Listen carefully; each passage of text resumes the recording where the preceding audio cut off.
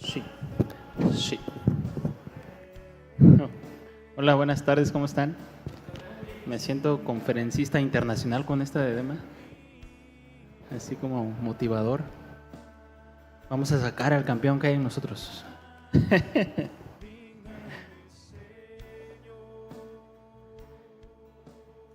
Ya, ya. Buenas tardes, ¿cómo están? Dios les bendiga.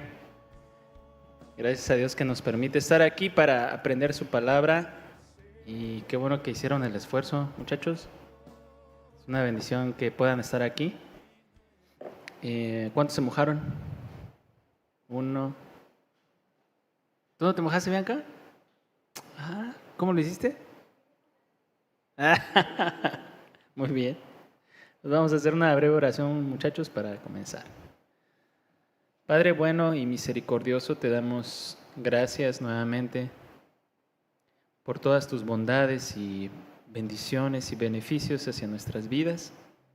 Gracias porque tú eres siempre fiel y misericordioso. Y en ese amor y en esa misericordia, Señor, tú nos permites llegar a este lugar para aprender de tu palabra, bendecir tu nombre y recordarnos que tú tienes propósitos y planes de bien, pensamientos de bien y no de mal para nosotros. Te ruego por mi vida, Señor, que tú me ayudes a poder hablar tu palabra y transmitir tu propósito, Señor, a mis hermanos y que puedan ser edificados, Señor, por ti. Que puedan escucharte en medio de la enseñanza y que puedan darte a ti una respuesta cuando tú toques a la puerta de su corazón. Te damos gracias en esta tarde, en el nombre de Cristo Jesús. Amén. Amén, hermanos. Pues estamos llevando una serie que se llama Bienaventurados. ¿Cuántos bienaventurados hay aquí? ¿Nada más 2? 3. Muy bien. Los demás, pues, vamos a orar para que también lo sean. Y estamos viendo el Sermón del Monte, donde precisamente vienen las bienaventuranzas. ¿Alguien sabe cuántas bienaventuranzas son? ¿Quién da más? ¿Quién da menos? ¿No? ¿No los han contado? ¿No lo han leído ese pasaje? Uy, chicos, pues son, bueno, algunos dicen que son 8, otros dicen que son 9, dependiendo cómo se conjunten la última parte. Pero vamos a ver en esta tarde la segunda bienaventuranza que está en Mateo 5:4. La reunión pasada vimos la primera bienaventuranza que habla sobre los pobres en espíritu, porque de ellos es que ¿no vinieron o qué? Bienaventurados los pobres en espíritu, porque de ellos ¿qué? Es el reino de los cielos. Ese es en el Mateo 5:3. Vamos a ver la segunda bienaventuranza. Y si me acompañan con su Biblia, ya llegaron ahí, dice Mateo 5:4. Bienaventurados los que lloran, porque ellos recibirán consolación. Bienaventurados, ¿quiénes? Los que lloran, porque ellos recibirán consolación. Te voy a hacer una pregunta y ahí sí necesito que me ayudes a responder. ¿Te gusta llorar? ¿No? No, yo creo que a nadie le gusta llorar, ¿verdad? Y si hay alguien aquí que sí le gusta llorar, pues que nos diga, que levante la mano para que le metamos un pellizco y lo bendigamos de esa forma o la bendigamos de esa forma. Yo creo que a nadie nos gusta llorar. Es una sensación pues no muy cómoda, ¿verdad? No nos gusta llorar porque tal vez no nos gusta que nos vean llorar. O no nos gusta que la gente vea que tenemos los ojos rojos cuando ya acabamos de llorar y te pregunten, ¿qué pasó? ¿Verdad? Y tú no quieras dar explicaciones. Porque cuando lloramos nos sentimos vulnerables, nos sentimos así como pues, frágiles y no nos gusta esa sensación. Es una sensación que no es agradable muchas veces, ¿no? Y es cuando lloramos, muchas veces no podemos llorar con cualquier persona o enfrente de cualquier persona. No es algo que podamos compartir con cualquier con cualquier persona precisamente. A veces lo hacemos con un amigo muy cercano o amiga muy cercana, o con nuestros padres o hermanos. Y a veces lo hacemos solos. No sé si les ha tocado, ¿no? Llorar solos. ¿Cuándo fue la última ocasión que lloraste? No me digan, no, porque no. Yo sí les puedo decir. Ustedes no me digan, pero yo sí. Fue en el Congreso de Matrimonios, en la última sesión. Ahí yo lloré, enfrente de mi esposa. Y me dijo, ¿por qué lloras? Y yo ya le expliqué por qué. Hay muchas razones que nos llevan a llorar. Hay un montón de razones. Pero principalmente lloramos por algo que nos causa tristeza. Puede ser como la razón principal. Alguien llora cuando la tristeza llena el corazón, llena el pensamiento, y entonces lo siguiente a esa tristeza que está ahí llenando la copa es pues, que se derrama la copa a través de lágrimas, ¿no?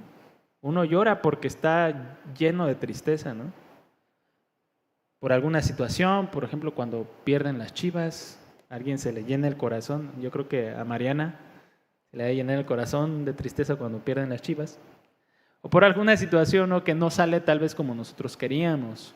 O cuando alguien llora por enojo. ¿Les ha tocado ver personas que están tan enojadas que empiezan a llorar? Ay, lloran de enojo. Lloran de impotencia porque no les queda la ropa que compraron. Lloran de impotencia cuando no pueden hacer algo ante una situación complicada.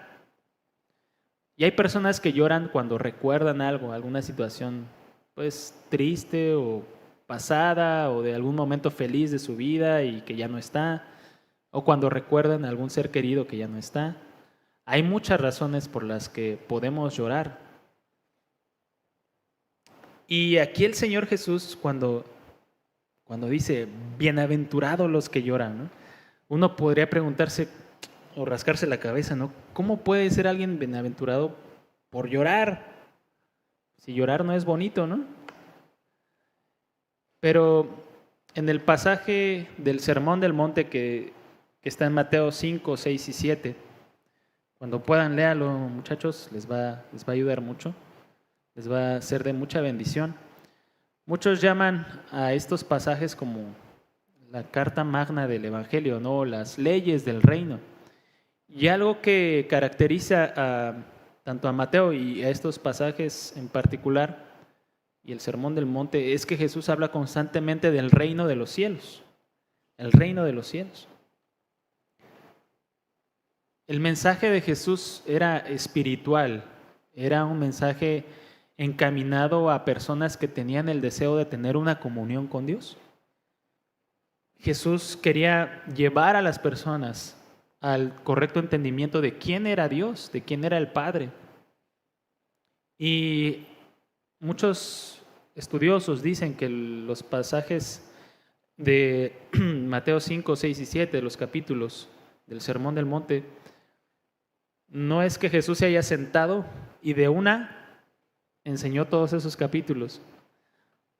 Muchos dicen que pueden haber sido pasajes que Jesús enseñó a lo largo de cierto periodo de tiempo, y que tanto Mateo como Lucas, porque es donde también se reflejan estos pasajes, lo anotaron y lo como condensaron. Es una forma en la que algunas personas relacionan estos pasajes, ¿no?, y cómo lo explican.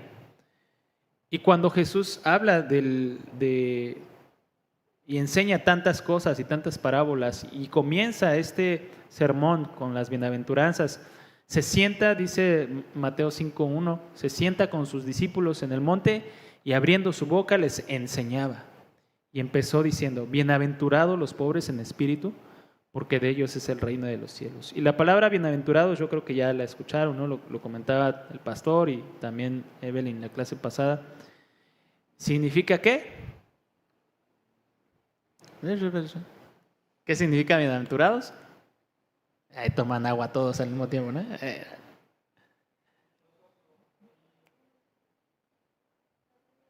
Doblemente felices, dichosos, benditos. Sí, precisamente es alguien que de parte de Dios recibe una bendición, de parte de Dios es dichoso, de parte de Dios le viene una gracia particular, bienaventurado, sumamente feliz. Implica esta palabra de bienaventurados. En griego significa Macarios. Y dile a la persona que tienes a un lado, Macario, Macaria. En griego es lo que significa bienaventurado. Se les voy a decir Macarios de ahora en adelante. Y esta palabra implica una bendición y una gracia de parte de Dios, pero no simplemente porque sí. Cuando leemos las bienaventuranzas, es a causa de algo que Dios bendice a una persona o le da alegría o dicha, ¿no? Y al principio cuando les comentaba sobre el llanto, ¿no? Es difícil relacionar la alegría con el llanto. O sea, ¿cómo voy a llorar de alegría? Hay personas que sí lloran de alegría, ¿verdad? Pero es muy difícil relacionar bienaventurados o dichosos, felices los que lloran. Caray, está un poco complicado de relacionar, pero Jesús tenía un propósito en todas las bienaventuranzas y todos sus dichos, y en esta parte no hay una excepción. Tenía un propósito en lo que él decía. Las bienaventuranzas debemos verlo a la luz de lo espiritual, no de lo natural, porque no podríamos entender que pudiera alguien ser feliz por llorar. Eso sería extraño, como les mencionaba, ¿no? Una persona bienaventurada, dichosa y feliz o bendecida por Dios es una persona que no es bendecida por las circunstancias, no es bendecida por su propia capacidad, no es bendecida por su inteligencia, no es bendecida por su sabiduría, es bendecida por la mano de Dios. Bienaventurado es aquella persona que recibe de parte de Dios una gracia, una bendición particular y que son consecuencias, como les comentaba, de algo. Y a causa de ese algo, Dios bendice. Y en esta parte, Dios bendice, la Nueva Traducción Viviente dice este versículo, Dios bendice a los que lloran porque serán consolados. La traducción en lenguaje actual dice, Dios bendice a los que sufren, pues Él los consolará. Y esta bienaventuranza, la segunda bienaventuranza, podríamos relacionarlo directamente con la primera. La consecuencia o alguien que tiene pobreza espiritual, que entiende su pobreza espiritual, recordando lo que había enseñado Evelyn, ¿no? Es alguien que entiende que no es capaz en sus propias fuerzas, que necesita de Dios. ¿Cuántos saben que necesitan de Dios? ¿Sí? Y eso es lo que hace que una persona pueda ser pobre de espíritu, que sabe que no tiene en sus propias fuerzas la capacidad para prosperar, para salir adelante, para tener éxito en las cosas de la vida, ¿no? Es solamente por la gracia, el favor de Dios, la bendición de Dios que alguien puede prosperar. Y es importante reconocer la necesidad de Dios, porque esta segunda bienaventuranza, como les comentaba, es consecuencia de la primera.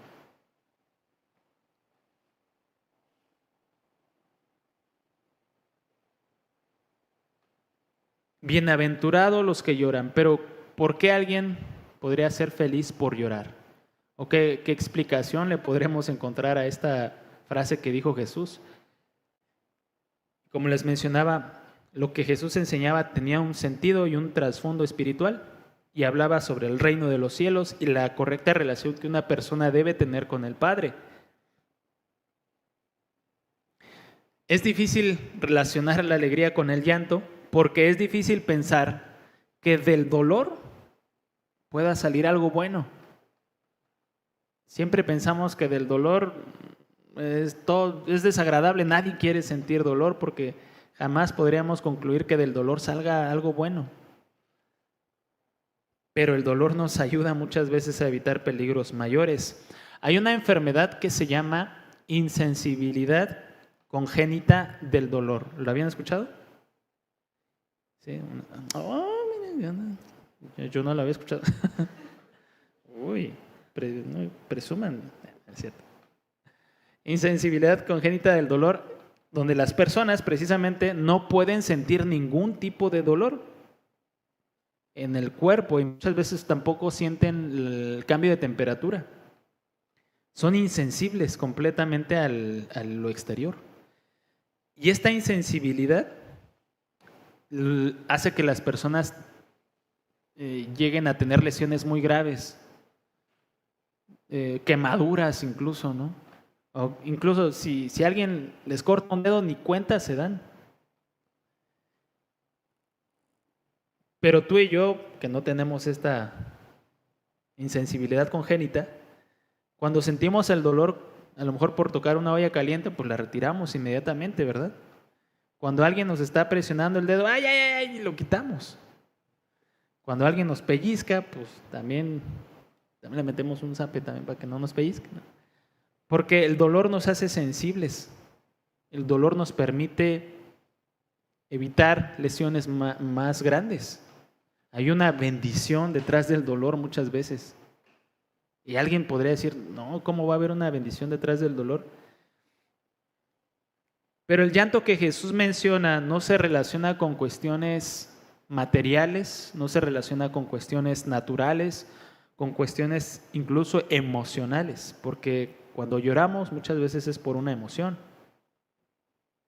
El llanto al que Jesús se refiere es un llanto que proviene de una comprensión profunda del pecado cometido hacia Dios. Es un dolor y una angustia causada por el pecado que ofende a Dios. Este es el llanto al que se refiere Jesús. La palabra en griego de llanto se refiere como una angustia profunda, a un dolor profundo. Escuchaba yo una persona que decía que hay como 8 o 9 palabras en griego para definir la palabra dolor, y la palabra que se utiliza aquí en griego es de las 9 la única que describe el dolor más angustiante, el dolor más profundo. Bienaventurados los que comprenden la profundidad del pecado que han cometido en contra de Dios. Esos son los dichosos. Esos son los benditos de parte de Dios. Esos son los que tienen una gracia de parte de Dios de comprender que lo que han hecho ha ofendido a Dios. Lo que han hecho es algo que a Dios no le agrada. Y este dolor nos permite ser bienaventurados porque nos lleva a la comprensión de una necesidad de un Salvador, de alguien que nos salve de nuestros pecados. Esta comprensión del pecado que hemos cometido, que cometemos en contra de Dios, es la base sobre la que comenzamos nuestra vida cristiana. Si alguien no llega a entender la gravedad de sus pecados, no puede tener una relación con Dios. Tal vez pueda decir que sí, ir a la iglesia por muchos años, decirse cristiano, pero en realidad nunca ha comprendido lo grave que es el pecado. Cuando alguien comprende la gravedad de sus pecados, cambia la forma en la que se relaciona con el pecado.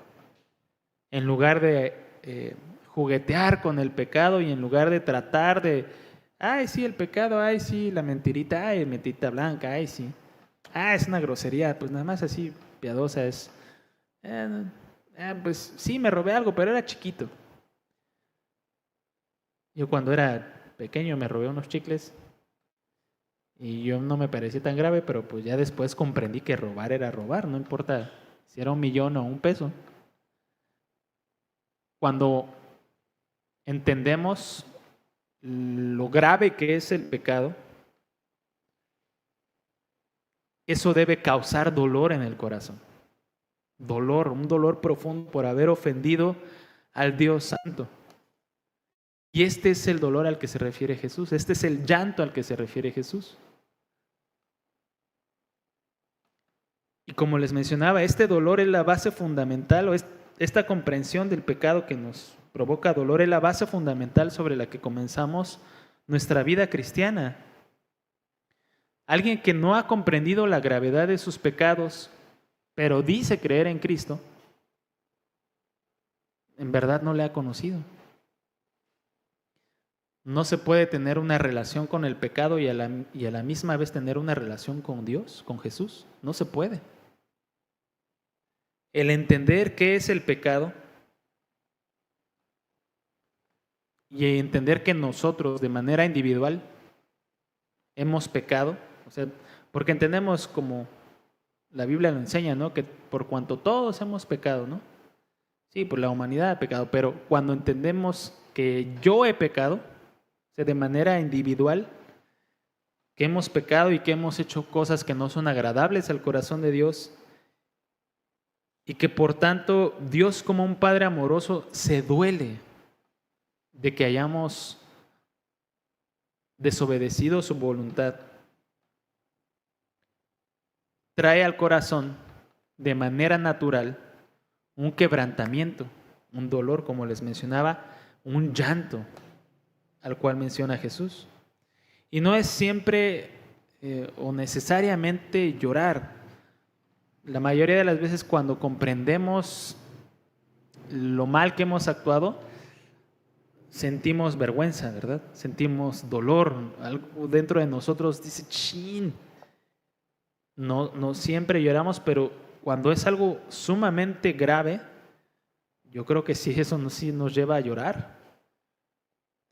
Ese llanto está producido porque en lo profundo de nuestro corazón, pues sí entendemos que hicimos mal. Pablo decía en 2 Corintios 7:10, porque la tristeza que es según Dios produce arrepentimiento para salvación, de que no hay que arrepentirse, pero la tristeza del mundo produce muerte. La Nueva Traducción Viviente dice de esta forma: pues la clase de tristeza que Dios desea que suframos nos aleja del pecado y trae como resultado salvación. No hay que lamentarse por esa clase de tristeza, pero la tristeza del mundo, al cual le falta arrepentimiento, resulta en muerte espiritual. Sí, hay una tristeza según el mundo, pero hay una tristeza según Dios, hay un llanto según Dios, y es ese llanto el que nos trae bendición. Te voy a hacer una pregunta y necesito que seas muy sincero y sincera. ¿Alguna vez has desobedecido a tus papás?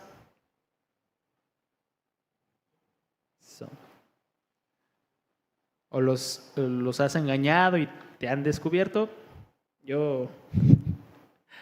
¿Alguna vez has hecho algo que les causó algún tipo de pesar a tus papás? Yo también.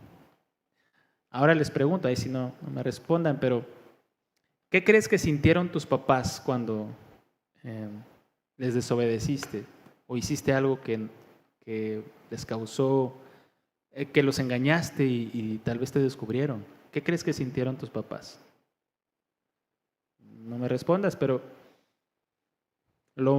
tal vez lo primero, yo que soy papá y que a veces mi hija me quiere engañar, 4 años, 5 años y ya me quiere engañar, no sé qué voy a hacer cuando esté más grande. Ay, no. Dios tenga misericordia de mí. Seguramente lo que produjo fue enojo. Lo primero tal vez que sintieron tus papás cuando los desobedeciste o estaban tratando de engañarlos. Pero también, te aseguro, que produjo tristeza en sus corazones, un pesar. Y usualmente, cuando alguien es buen hijo, también siente pesar, también siente dolor, también siente tristeza por haber lastimado el corazón de sus papás. También siente angustia, preocupación, porque le causó dolor a su papá o le causó dolor a su mamá. Y algo parecido pasa con Dios.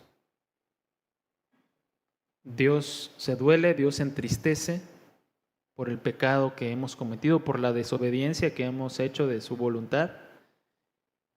Y también en nosotros debe producirse ese pesar, dolor y tristeza por haber causado en el corazón del Padre, en el corazón de Dios, angustia y tristeza y dolor. Cuando nuestros papás nos cacharon en la movida o les desobedecimos, después del regaño correspondiente, los padres procuran que haya una restauración en la relación entre papás e hijos. Porque un papá no puede vivir enojado con su hijo toda la vida por a lo mejor haber roto un jarrón, ¿no? Porque le desobedeció una vez o dos. El proceso o el camino que se continúa es una restauración entre la relación del papá e hijo.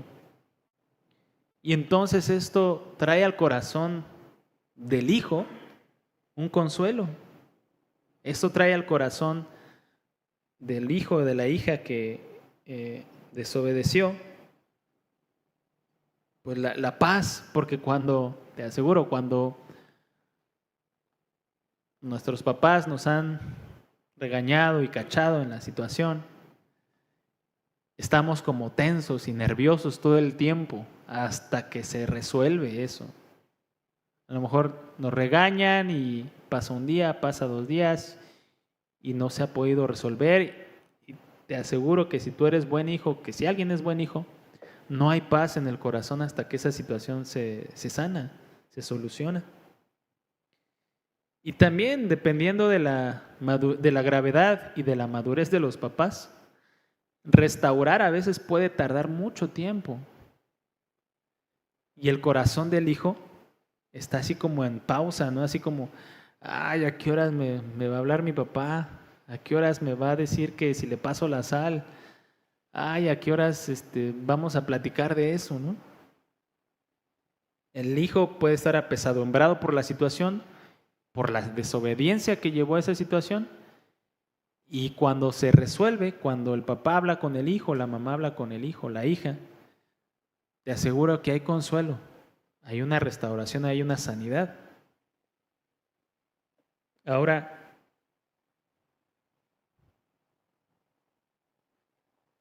hay algo que nos impide, puede impedir a una persona ser bienaventurado de parte de Dios. Porque para la pobreza espiritual que menciona la primera bienaventuranza, como para la segunda bienaventuranza de los que lloran, para entender la gravedad de nuestros pecados, que nos lleva a dolernos de ellos, se requiere humildad, humillación. El diccionario dice que la humildad es la virtud que consiste en el conocimiento de las propias limitaciones y debilidades y en obrar de acuerdo con este conocimiento. Es entender cuáles son mis limitaciones y mis debilidades y entonces actuar en consecuencia. Lo contrario de la humildad es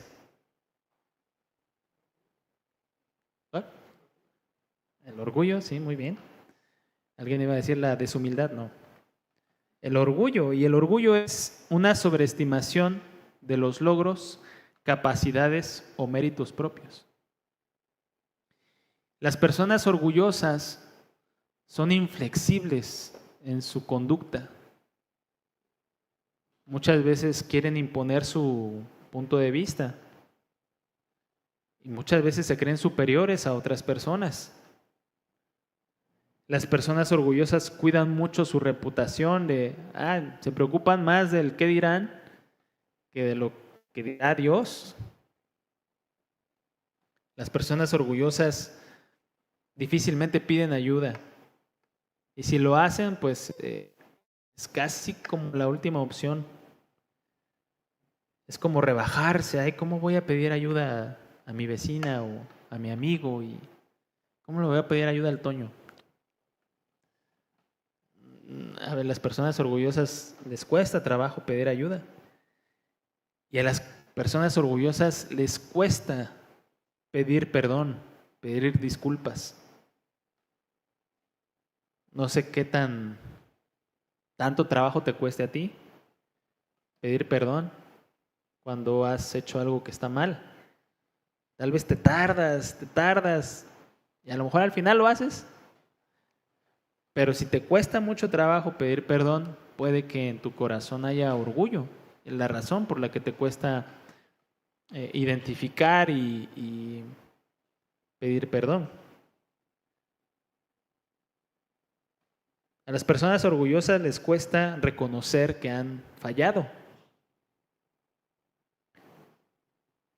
Y es por eso que las personas orgullosas difícilmente podrán recibir una bendición de parte de Dios y difícilmente podrán entender y alcanzar la bienaventuranza de ser pobre de espíritu o de llorar y de lamentarse profundamente por sus pecados.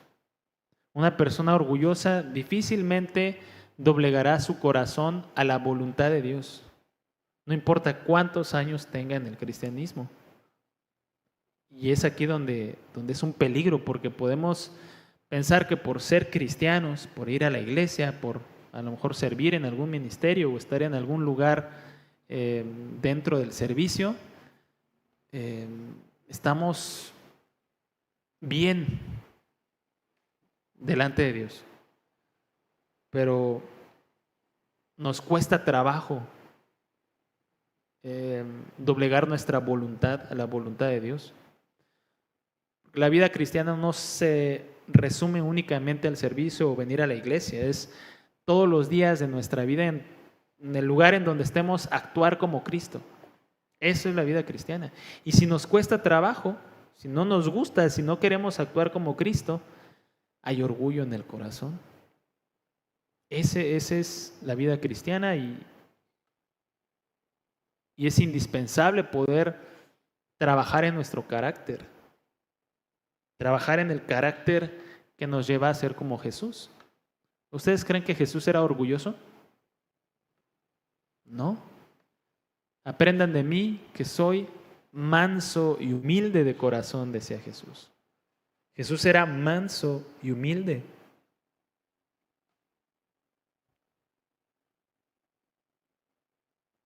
Debemos tener mucho cuidado entonces de que el orgullo no gane terreno en nuestros pensamientos, en nuestro corazón, en nuestra forma de vivir, porque eso nos impedirá alcanzar la bendición de Dios. Y la segunda parte del versículo, bienaventurados los que lloran por su pecado, porque serán consolados.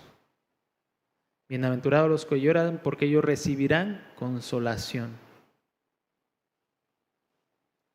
La tristeza, que es según Dios, nos vuelve el alma hacia Dios, nos vuelve el corazón hacia Dios. Y Dios, por su parte, trae consuelo al corazón quebrantado, a los que buscan ayuda en Él. Dios es quien perdona, Dios es quien fortalece, Dios es quien restaura. Dios es el único capaz de sanar un corazón. Nadie más. Dios es llamado el Dios de toda consolación. Consolar es aliviar la pena o aflicción de alguien, ofreciendo apoyo, compañía, palabras de aliento en momentos de tristeza, de aflicción, de dolor o desesperación. Y todo esto experimentan aquellos que en verdad se duelen cuando pecan contra Dios. Y es importante reflexionar en nuestra propia vida, ¿no? ¿Qué hacemos cuando pecamos contra Dios? ¿Nos duele? ¿O nos da igual? nos duele, pero nada más poquito. O nos causa preocupación, pero para que no nos vayan a cachar en la movida, ¿no?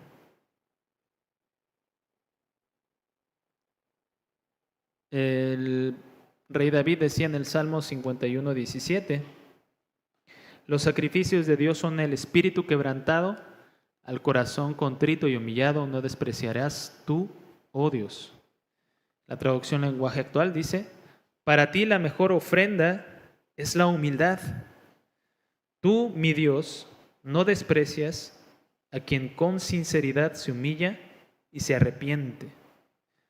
Dios trae consuelo, trae fortaleza, trae ánimo, trae restauración, trae dirección a aquellos que tienen un corazón contrito y humillado. Y Dios consolará, es decir, Dios aliviará la pena, la aflicción, dando palabras de aliento, dando su presencia, dando sanidad a aquellos que quieren ser consolados. Dios no consuela a todos. Suena curioso, ¿no? Pero pues si Dios es amor, Dios es bondad, ¿cómo no va a consolar a todos? Pues así es, Dios no consuela a los que no quieren ser consolados por Él. Dios no va a obligar a nadie a consolar, a que sea consolado por Él. Es como si ahorita pues el Asiel se agarraba llorando, ¿no? Y yo le digo, vente Asiel, ven, vente. Y el Asiel, no, quítate, sácate. Y se echa a correr, ¿no? Y el Asiel no quiere ser consolado, ¿no? Hay personas que son así, que su orgullo los lleva a alejarse de Dios en lugar de acercarse a Él. Dios consuela únicamente a los que son pobres en espíritu y consuela a los que lloran a causa de su pecado. Y no es únicamente llorar de una manera literal, sino más bien dolerse de su pecado. Y muchas veces este dolor obviamente nos lleva a llorar. No sé si tú alguna vez en algún momento lloraste porque pecaste contra Dios. No sé si en algún momento te encerraste en tu cuarto y le dijiste, Dios, perdóname, llorando. Y este verdadero dolor es el que Dios valora, el que Dios bendice. Y Dios trae consuelo, consolación, Dios trae sanidad, Dios trae restauración a los que lloran. Y ellos son benditos. Bienaventurados los que lloran, porque recibirán consolación. Y también esta parte de llorar no es solamente llorar por los pecados propios, también abarca los pecados que otras personas han cometido por la forma tan fea que a lo mejor viven las personas en el mundo. Y lo podemos ver en las noticias, ¿no? Bebés abandonados en la calle, niños que son robados. Me contaba el pastor hace un momento una situación de un niño de 2 años que sufrió una situación fea ahí, y cuando lo escuché a mí me causó tristeza, mucha tristeza, porque tú ves cómo está este mundo tan sumido en las tinieblas, como predicaba el pastor. Cuando tú tienes el Espíritu de Dios en tu interior y ves eso debe provocar en ti también dolor, también lamento, también debe provocar en ti sufrimiento, no indiferencia. Si tú ves a alguien que está padeciendo y puedes hacer algo, el Espíritu de Dios te va a llevar a hacer algo. A lo mejor lo único que puedes hacer es orar. Ora. Y en esa circunstancia tú estás doliéndote por el pecado del mundo, por las circunstancias que hay en este mundo, que son dolorosas, que son difíciles, que son complicadas. Y eso es algo que nosotros como cristianos también debe haber en nuestro interior, no una indiferencia, sino un dolor por el pecado que hay en el mundo. No seamos indiferentes ante el sufrimiento que otros experimentan y en el cual podemos nosotros hacer algo, ¿no? A lo mejor lo único que podemos hacer es orar, pero a lo mejor no. Lo que puedes hacer es ir y ayudar a la persona, ¿no? Y requiere un esfuerzo, requiere un tiempo, requiere dejar la comodidad en la que estamos. El hecho, por ejemplo, de ir a evangelizar, como hicieron varios de ustedes, es también dejar la comodidad para llevar lo más valioso que una persona pueda conocer, ¿no? Que es el mensaje del Evangelio. Y esto es algo que debe estar constante en nuestro corazón. Y debe ser motivado precisamente por el dolor de ver al mundo que se pierde, que sufre, que rechaza a Jesús, ¿no? No únicamente por un deseo, ¿no? Debe ser motivado por la necesidad que vemos en otras personas también. Y entonces Dios trae precisamente su bendición a nuestras vidas. Dios valora la sinceridad y espera la sinceridad completa de nuestro corazón en cualquier circunstancia. Dios valora la verdad en lo íntimo, como dice el Salmo. Y debemos dolernos por nuestros pecados todas las veces que pequemos. ¿Y cuántas veces pecamos? Todos los días. Te aseguro que no hay día que no hagamos algo que no esté conforme a la voluntad de Dios. Y todos los días debemos buscar el rostro de Dios y suplicarle su perdón, suplicarle su ayuda, suplicarle su gracia, suplicar su favor, cada ocasión en la que nosotros pequemos. No seamos insensibles al pecado, no juguemos con el pecado, no minimicemos el pecado, porque esto nos llevará a una condición espiritual en la que no alcanzaremos el favor de Dios, en la que nuestra relación con Dios, que es lo más importante que un cristiano debe tener, se va quebrantando, se va rompiendo poco a poco. El día en que cometamos un pecado y no nos duela, nos dé igual el haber ofendido a Dios, ese día nuestro corazón enfrentará un peligro enorme, un peligro enorme.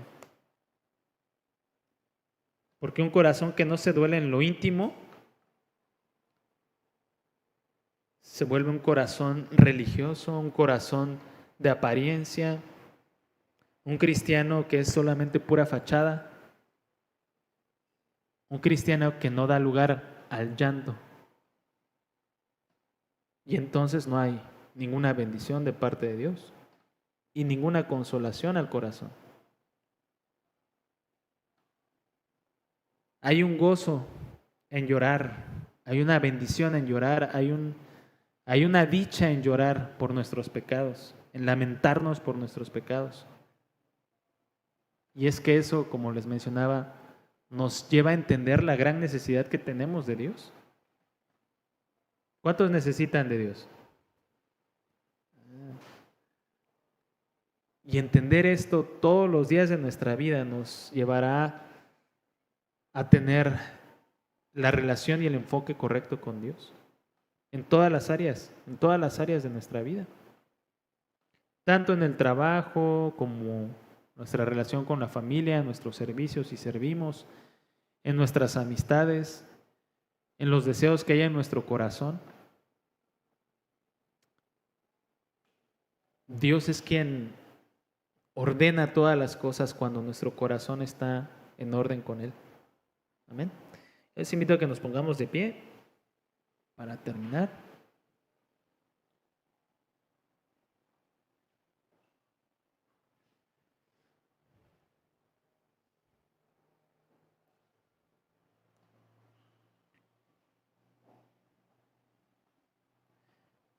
Vamos a cerrar nuestros ojos para hacer una breve oración.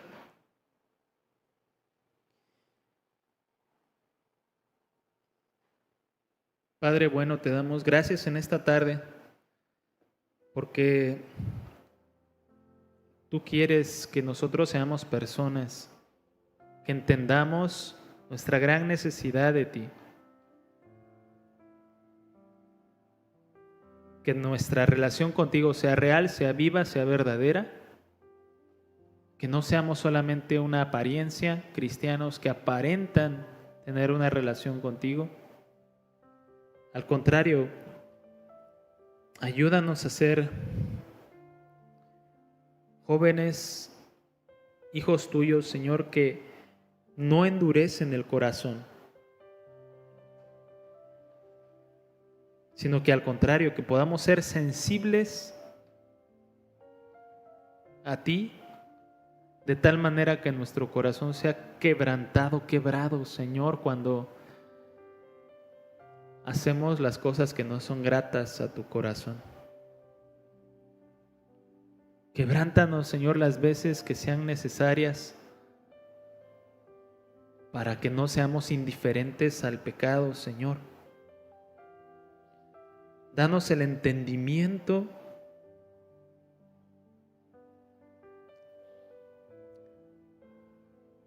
de la gravedad del pecado. Llévanos a una comprensión profunda de lo que el pecado le hizo a tu Hijo en la cruz.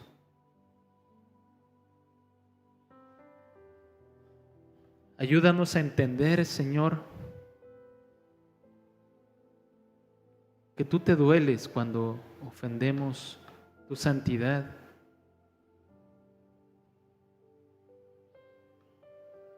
Que en verdad en nuestro corazón, Señor, haya un pesar, como cuando el hijo desobedece a un padre y no tiene paz hasta que el padre le perdona y restaura esa situación.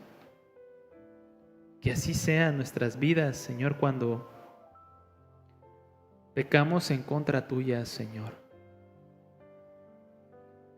Que estemos intranquilos, que estemos en angustia, que estemos preocupados, que estemos en vilo hasta que vayamos a ti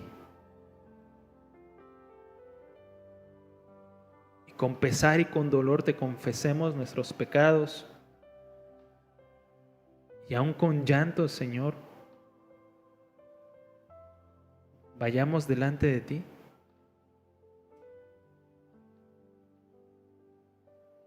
Y en esta es la mayor bendición que podamos experimentar, porque esto nos lleva a una relación honesta, sincera, transparente contigo, Señor.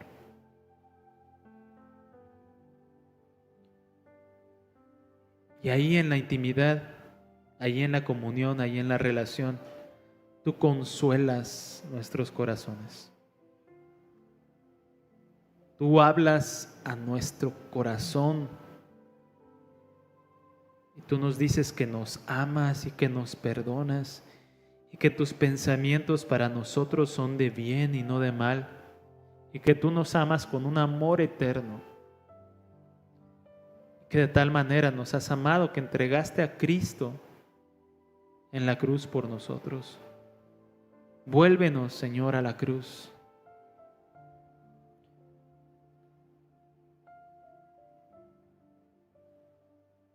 Que en verdad, Señor, haya un gozo cuando lloremos por nuestros pecados.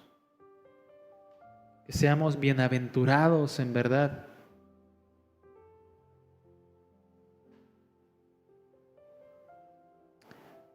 No nos permitas desviarnos a la religiosidad, a las apariencias. Al contrario, Señor, en lo íntimo, háblanos. Gracias te damos en esta tarde por tu palabra, por tu amor hacia nuestras vidas. A ti la gloria y la honra en el nombre de Cristo Jesús. Amén. Muy bien, hermanos. Pues le damos un aplauso al Señor.